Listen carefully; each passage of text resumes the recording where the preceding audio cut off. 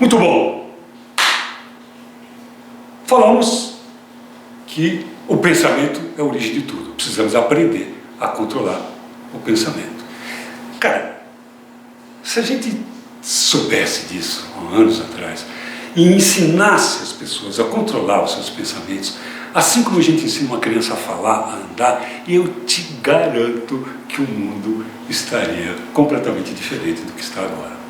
E a gente colocou que é fundamental para a gente começar a controlar, a conhecer os nossos pensamentos, é aprender a estar presente, aprender a observá-los e fazer a diferença entre pensar e ter pensamento. Muito bom!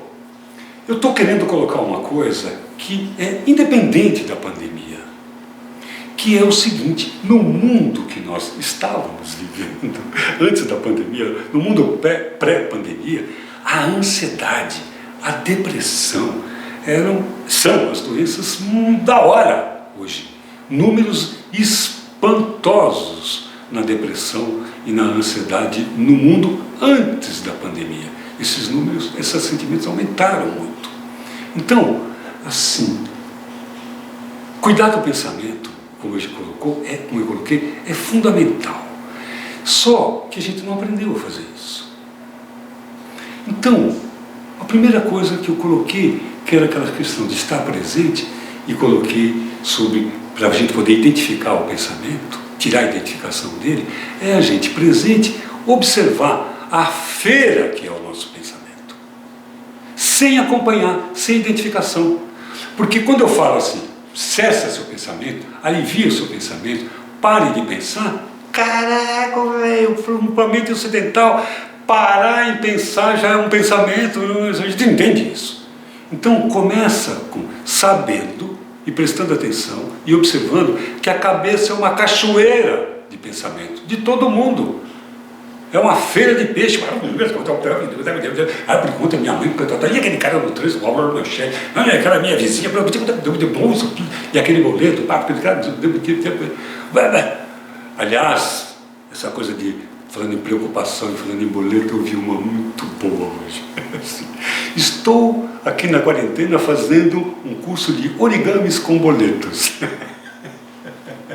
Muito ótimo, achei legal como a pessoa resolveu a preocupação com as dívidas em período de pandemia. Legal, mas o que eu quero, voltando, então, assim, essa enxurrada de pensamentos que a gente tem, é assim com você, é assim comigo. Então, eu vou começar a arrumar um tempo presente e deixar esses pensamentos como cachoeira. Eu não vou seguir o pensamento. E o que é seguir? Seguir é o seguinte: eu estou conversando com você agora, aí eu lembrei que já são 5h30 e que depois eu tenho que responder os e-mails e não sei o que, tal. Seguir um pensamento e sair daqui, sair da presença. Já não estou mais aqui.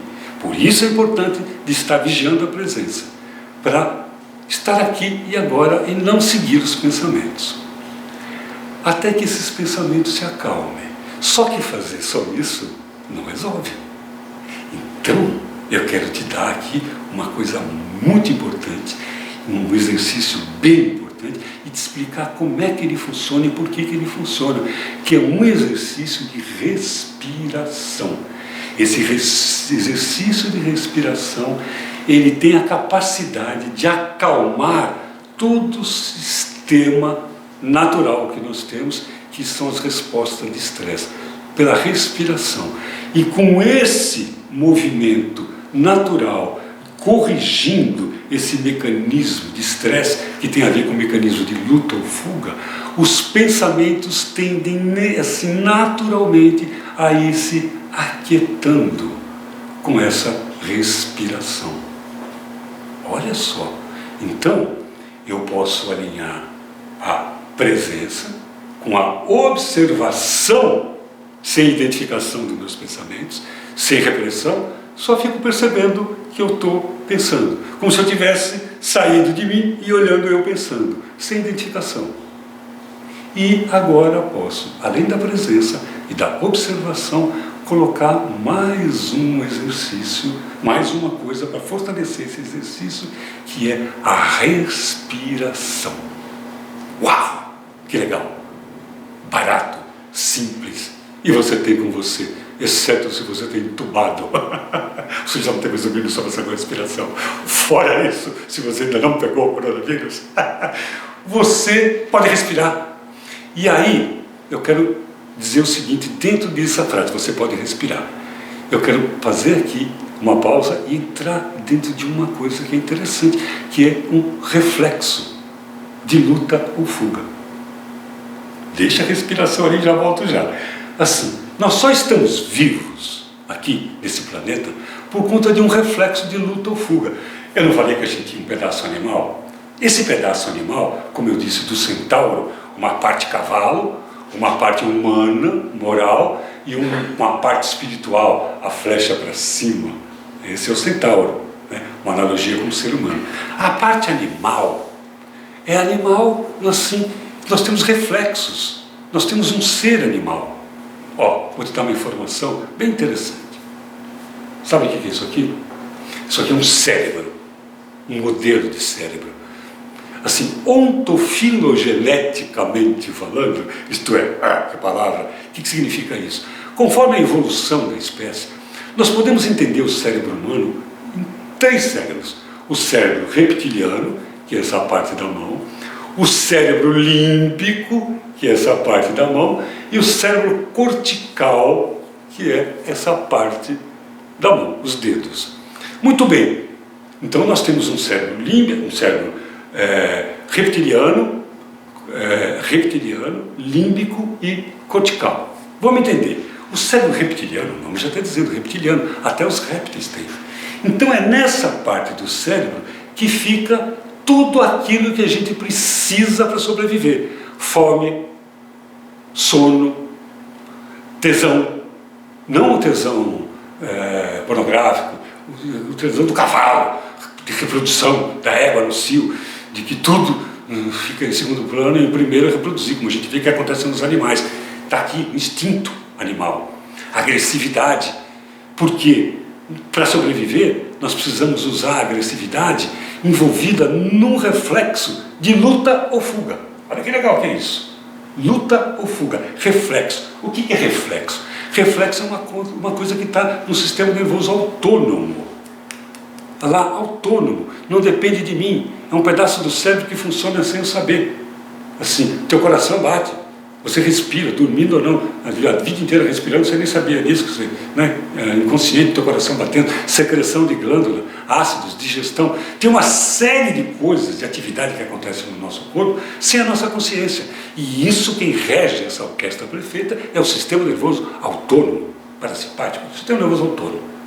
Muito bem, o reflexo está ali, e ali tem um reflexo de luta ou fuga. Primeiro para você entender o que é reflexo. Por exemplo, eu vou pegar um objeto, esse celular aqui, que estava aqui, imaginar que isso aqui é um objeto que está muito quente. E aí eu pego isso, as minhas células epiteliais, os corpúsculos de Malpinge, será que é isso, que é calor ou é dor, sei lá. Eles percebem que esse objeto está quente e eu tomo uma decisão.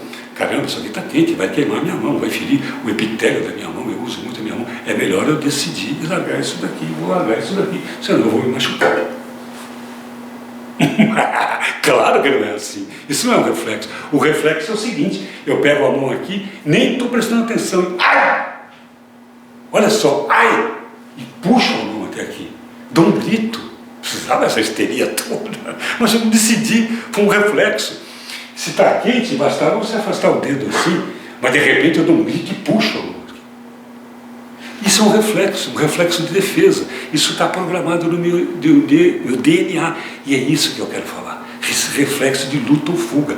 Foi estudando esse reflexo de luta ou fuga que nós conseguimos compreender e descobrir a bioquímica do estresse. Olha que incrível isso, não faz muito tempo. E descobrimos que é uma orquestração bioquímica de que um órgão vai falando com o outro, criando uma situação de hiperatividade do corpo para uma resposta a um estímulo específico. Estresse. Falou muito, falou difícil. Vou te dar um exemplo. Lembrando que nós surgimos lá nas savanas africanas, como lá, Homem da Caverna lá. Legal? Onde a gente tinha que caçar para comer uma capivara, para comer, e tinha que ficar esperto e fugir para não virar comida, porque ali era almoçar ou fugir para não ser almoçado. E por conta disso viemos com esse reflexo. Vamos lá, eu estava lá, comendo a minha capivara, porque eu tinha acabado de caçar e já estava assim, calmo, só com o meu apetite voraz. De repente, um olho na capivara e um olho para ver se não via o tigre dente de sabre. De repente, eu vejo o tigre dente de sabre. Pá! Estresse. Eu arrepio, meu olho arregala, meu coração dispara, eu fico ofegante, eu fico branco, eu fico arrepiado, como eu disse, branco, suando frio. Tudo isso é uma resposta quimicamente, inteligentemente construída, arquitetada por vários órgãos do nosso corpo, cada um fazendo uma coisa para uma finalidade. Então, por que eu arrepio quando eu vejo o tigre de sabre? Para ficar maior. Bicho, cachorro faz isso. Não faz? Não faz isso? Cachorro não arrepia? Assim, gato, para inibir o oponente. É um reflexo. Ele não diz assim, vou me arrepiar para enganá-lo, para dizer que eu sou mais forte. É o susto que faz isso. Ele arrepia, ele grita, no susto. Por quê? Porque o grito, ele pode inibir. Assim, a gente grita em momento de perigo. É instinto de preservação.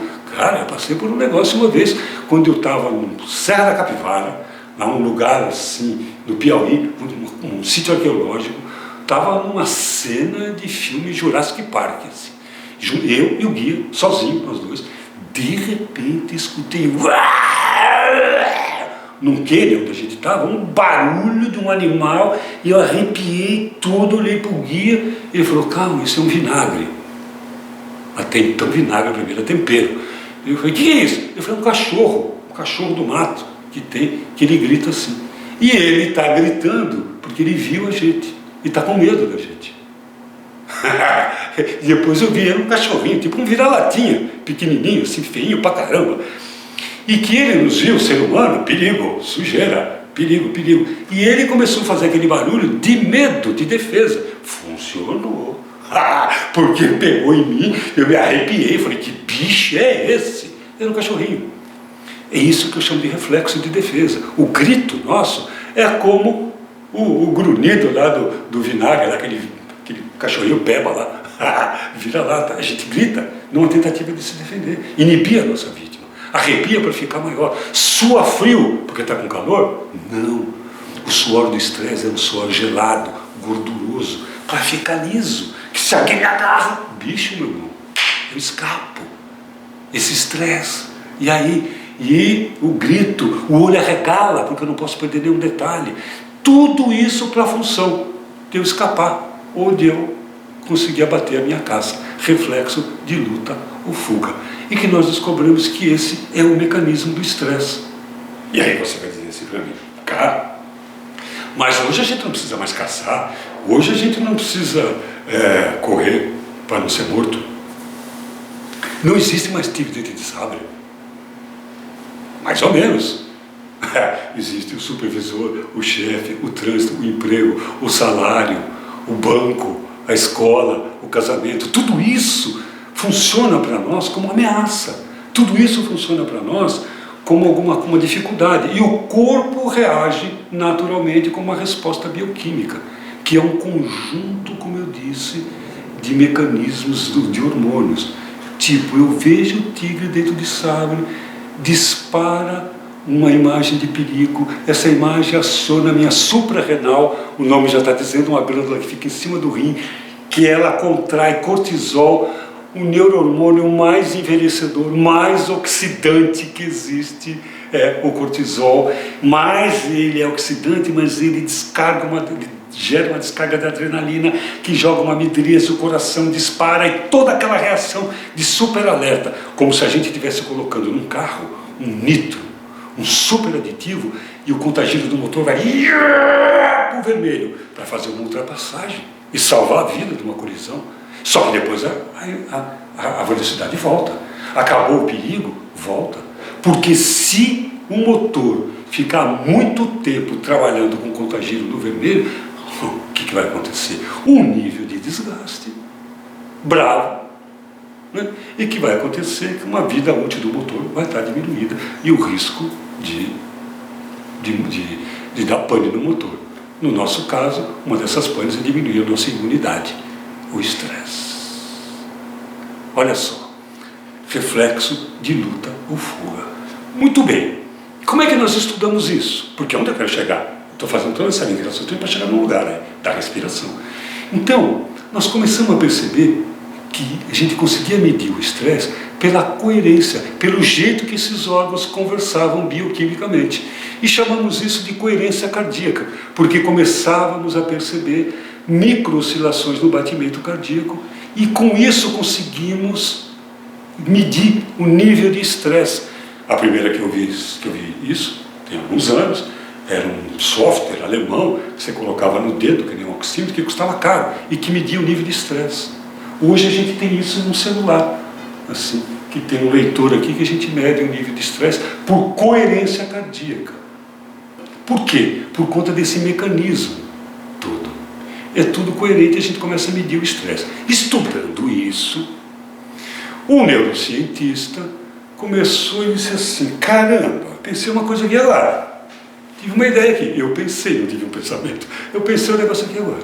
Se todos esses mecanismos do estresse, eles se conversam por neurohormônios, e tudo isso é voluntário, a gente tem aqui um agente duplo aqui, involuntário, perdão. Nós temos aqui um agente duplo, que é a respiração. A respiração, ela tanto é agente da turma do sistema nervoso autônomo, que trabalha assim a nossa consciência, até então respiramos o dia inteiro, a vida inteira, e nem percebemos, agora tomamos consciência, como, por exemplo, podemos respirar do jeito que nós quisermos, conscientemente. Então a respiração faz parte do sistema nervoso autônomo e faz parte do sistema nervoso estriado, voluntário. Por exemplo, eu respiro do jeito que eu quiser. Beleza?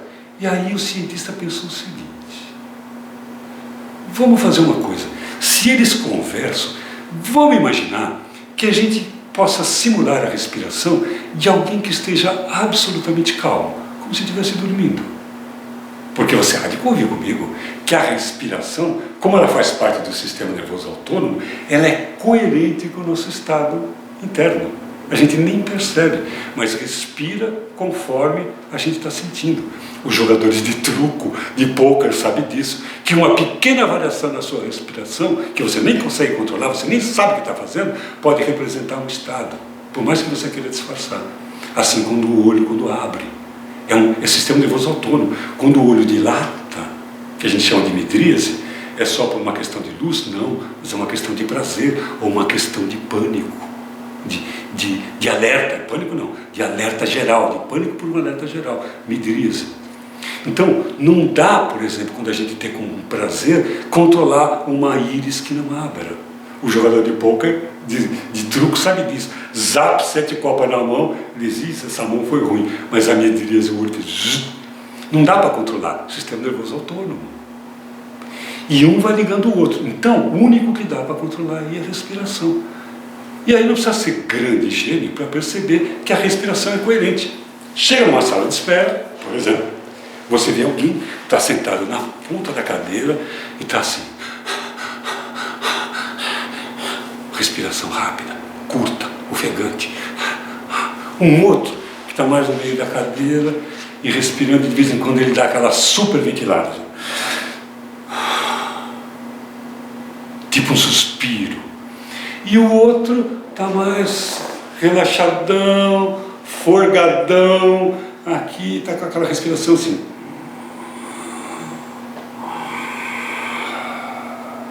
Quase um ronco. Não precisa ser um gênio para perceber que o primeiro está ansioso, o segundo está agoniado, ou apaixonado, com alguma coisa incomodando, mexendo muito com o seu estado emocional, e o outro está relaxadão.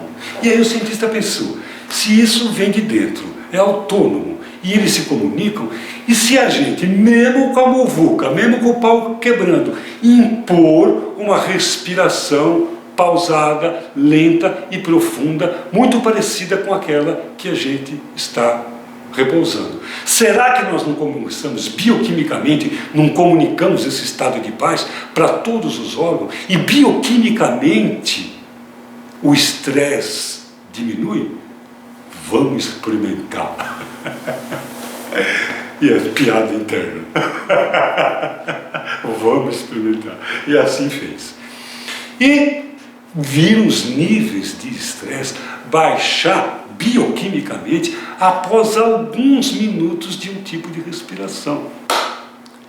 Para de ficar falando muito, me conta então que respiração é essa.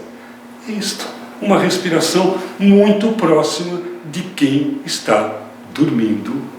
Então, uma respiração lenta e profunda, inspirando pelo nariz e expirando pela boca. Por quê? Porque esse tipo de respiração, ele, vamos dizer assim, potencializa a sua resposta reflexa do sistema nervoso de luta ou fuga, por conta, bioquimicamente, da melhora da eficiência da troca gasosa do alvéolo. O que eu quero dizer com isso?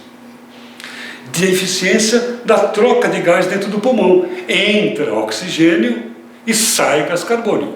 Então, eu inspiro, puxo ar pelo nariz, porque eu estou me alimentando, eu estou buscando oxigênio. Então, eu quero que ele seja filtrado, pelo nariz tem esses pelinhos, chamado de cílios, que esse ar, ele passe pelos cornetos, uma substância que nós temos muito umedecida e vascularizada, portanto quente, que umedece e aquece o ar, que manda para os alvéolos, que é lá no pulmão, para eu receber o oxigênio. E depois solto o gás carbônico lá no alvéolo, e como o gás carbônico está saindo como descarga, como uma excreção, vamos dizer assim, ele não precisa ser filtrado e nem aquecido nem umedecido, até porque ele já está umedecido, aquecido e filtrado, e eu solto pela boca, na expiração, exalação, solto. É isto. Inspira pelo nariz, profunda e lentamente, e solta pela boca. É isto. Enquanto eu estou respirando, eu deixo o cabeção ali, prestando atenção no ruído da minha respiração, procurando, sem ficar preocupado com os pensamentos. Veio um pensamento pirata, a cachoeira, deixa ele passar e volto a focar minha atenção, meu pensamento, na minha respiração e no ruído que ela faz. Muito bom. Se eu disse isso para você, com essas informações, você vai fazer o quê? Vai fazer isso aqui.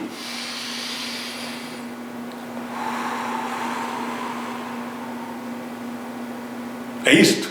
É isto. Tá certo? Tá certo. Parabéns. Pode melhorar isso aqui? Pode. Como é que eu melhoro isto? Como é que eu otimizo esse exercício? Lei da mangueira. É respiração profunda, lenta e confortável. Aí, lei da mangueira. O que é a lei da mangueira? Imagina o jardineiro ali, a jardineira, na casa, regando as plantas dos vasos do jardim com uma mangueira sem esguicho. A mangueira, jogando aquele jorrão de água ali. Vai machucar o vaso, vai sair água, vai derrubar a planta, machucar a pétala da flor. Então, o que o jardineiro faz? Não tem esguicho, ele aperta o dedo, não é isso? E rega o jardim. É isso que nós vamos fazer com a nossa laringe. Lei da mangueira. Olha a diferença. Eu vou aumentar o tempo da inspiração e da expiração de maneira bem confortável, apertando um pouco a mangueira, que é a minha laringe. Vou fazer primeiro a inspiração para ficar bem claro. Ó. A expiração, soltando o ar. O pulmão está cheio, aí vou soltar. Lembrando que a gente solta pela boca. Soltou? Acabou. Agora com a lei da mangueira, com a mangueira um pouquinho apertada. Olha lá, pulmão cheio, né?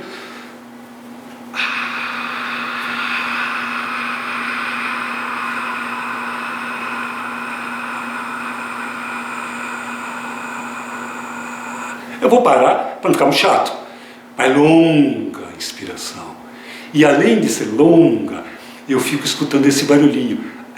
É o mesmo de um copo d'água gelada.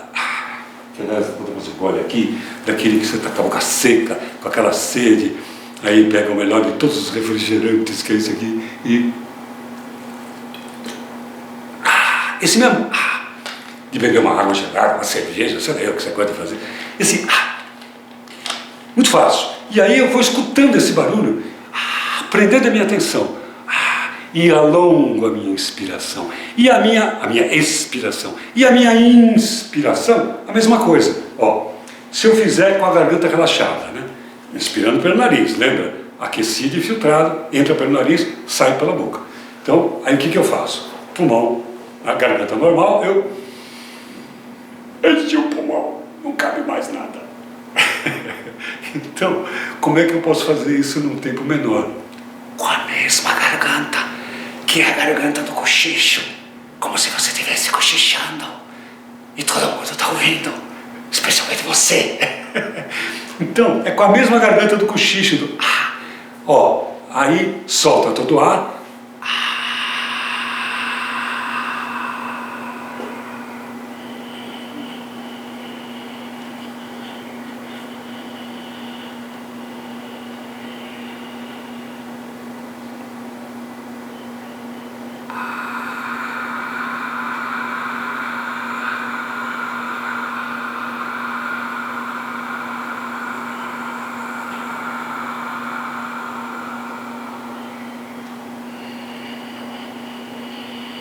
Percebe que tem um barulhinho? É quase um ronco. Como é que a gente consegue essa laringe? A laringe, a língua um pouquinho para trás. Como eu disse, é a voz do cochicho. É como se eu estivesse cochichando. Olha a diferença. Tem esse barulhinho. Laringe é quase um ronco. O que é o ronco? Barriga para cima, a laringe relaxada, ela desce um pouco. É quase um ronco. Consciente, eu fecho um pouquinho. No começo, tem pessoas que pegam de primeira e já sai esse ronquinho. Vai, insiste, até pegar, porque é um jeito muito eficiente de fazer a troca gasosa aí. E com isso, eu vou fazendo esse ruidinho, tanto no inspirar como no expirar, e focando a minha atenção ali, e vou fazendo com isso, assim, acalmando o fluxo de pensamentos. Então, é o seguinte, esse exercício, você só vai saber como ele funciona se você fizer. Eu te peço 5 minutos, começando com 5 minutos de manhã e 5 minutos à noite. E depois, conforme ele vai ficando cada vez mais gostoso, naturalmente você vai aumentando o tempo desse exercício. E você vai começando a perceber o seu fluxo de pensamento acalmar, o nível de ansiedade baixar, melhorar o sono e melhorar o foco, melhorar a sua concentração. Assim, dos medicamentos que baixam o nível de ansiedade são os ansiolíticos. Um dos efeitos colaterais dos ansiolíticos é exatamente no processo cognitivo, atenção e memória, foco. A pessoa começa a tomar os ansiolíticos, com o tempo ela vai ficando burra, ela vai ficando, cada vez vai precisando aumentar a dose para diminuir aquela ansiedade, e vai ficando com menos memória, menos atenção, com pensamento mais disperso.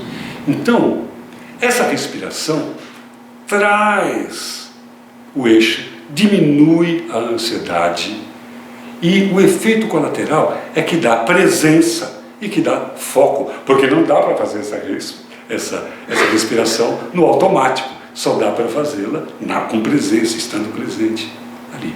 Então, isso melhora o nosso poder cognitivo, o nosso poder de aprendizagem, o nosso poder de foco, principalmente é perceptível para quem tem tarefas cognitivas, é professor, planejador, quem trabalha com cognição, com cabeça, quem está estudando, quem aprende, quem lê, quem cria, começa a perceber que quando começa a fazer essa respiração, o foco, a concentração melhora consideravelmente.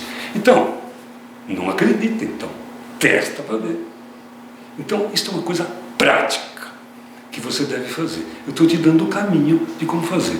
Simples, assim. Eu quero falar um pouco mais ainda sobre essa técnica agora, porque eu quero falar sobre sono, que tem a ver também com controle de ansiedade, que tem a ver também com a imunidade, que tem a ver também com o nosso bem-estar e consciência nesse momento e sempre. A qualidade do sono, que tem a ver com o exercício do controle do pensamento. Beleza? Tá dormindo mal? Tá dormindo bem? Vamos lá, quer aprender um pouco mais? Vem aí. Próximo assunto. Pensamento e sono. Até já.